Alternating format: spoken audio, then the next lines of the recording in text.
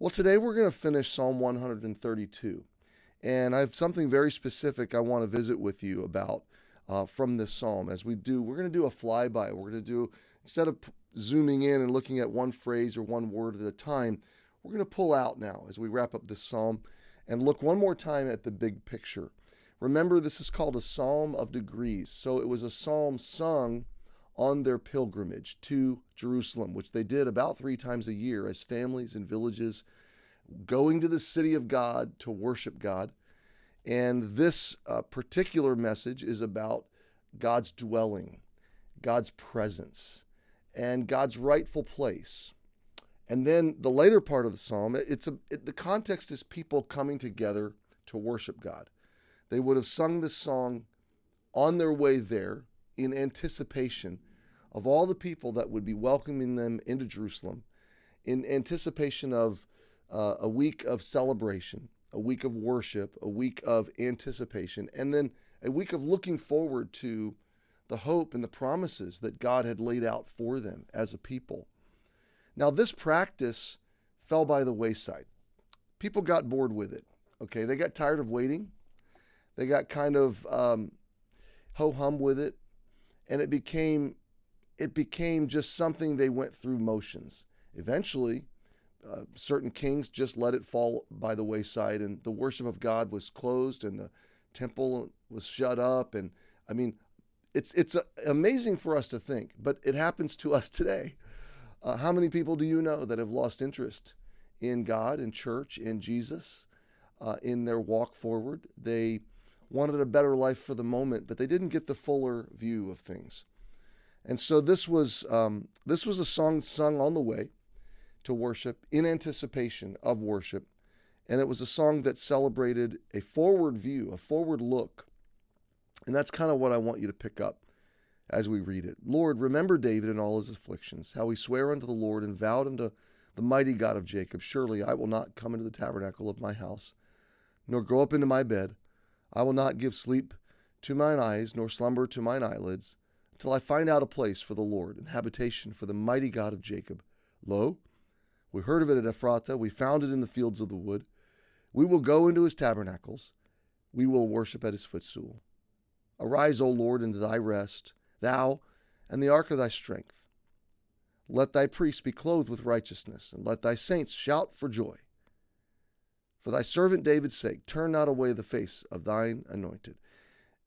Just pause and just get the sense of this as they're journeying, as they're on a pilgrimage to Jerusalem, singing this in anticipation of worship. And they're saying, God, we're coming to worship you. We're coming together. We're coming to celebrate you.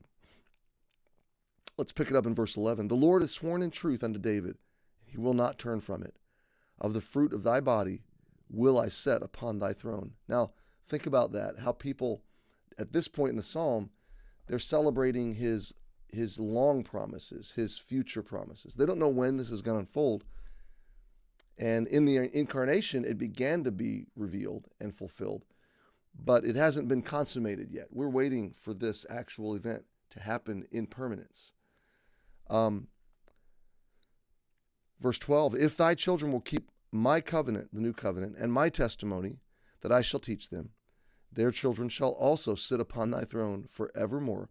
For the Lord hath chosen Zion. He hath desired it for his habitation. This is my rest forever. Here will I dwell, for I have desired it. I will abundantly bless her provision. I will satisfy her poor with bread. I will also clothe her priests with salvation, and their saints shall shout aloud for joy. There will I make the horn of David to bud. I've ordained a lamp for mine anointed. His enemies will I clothe with shame, but upon himself shall his crown flourish. Now, again, people journeying in a pilgrimage, going to Jerusalem in anticipation to worship their God, and in celebration, in premature, you could say, in preemptive anticipation, hope, celebration of his future promises. Doesn't that sound like us today? Doesn't that sound like where you are right now? So my question for you today is, what are you looking forward to? You might have a lot that's going on today that can discourage you. that can frustrate you, that can burden you down. You might have a lot of pressure coming upon you today. You might be juggling a lot of responsibility or a lot of complicated situations. You might be in the middle of hard or heavy or difficult things, and navigating this moment is burdensome. Well, how have generations of Christians navigated burdens in their life? How have many generations of Christians navigated the hardness of life, the suffering and the pressures and the burdens that we carry in this life? They've navigated them by preemptively, in faith, celebrating and anticipating the promises of God yet to be fulfilled. Now, I guess the starting point is to celebrate the promises that have already been fulfilled. And that's in part what Christmas is. Christmas is that we celebrate that He came, God with us, that He is a faithful high priest, and that He is with us and for us. And whatever suffering, whatever burdens, whatever valley of the shadow of death He calls us to walk through, He doesn't just send us into it with His best wishes. No, He goes into it with us. And we walk with Him and He walks with us. And in many ways, He carries us and He sustains us and He holds us. And it's real, okay? And if you're suffering and you're trusting Him, you know that. You know it's real. And you know He's with you now. But there's a second component to what we celebrate. And that is what we're looking forward to. Hope is a powerful antidote to sorrow and grief of today.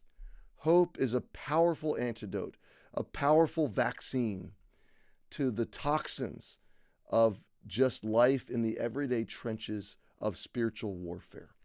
Hope is what keeps our hearts alive, and it keeps everyday worship fresh and new.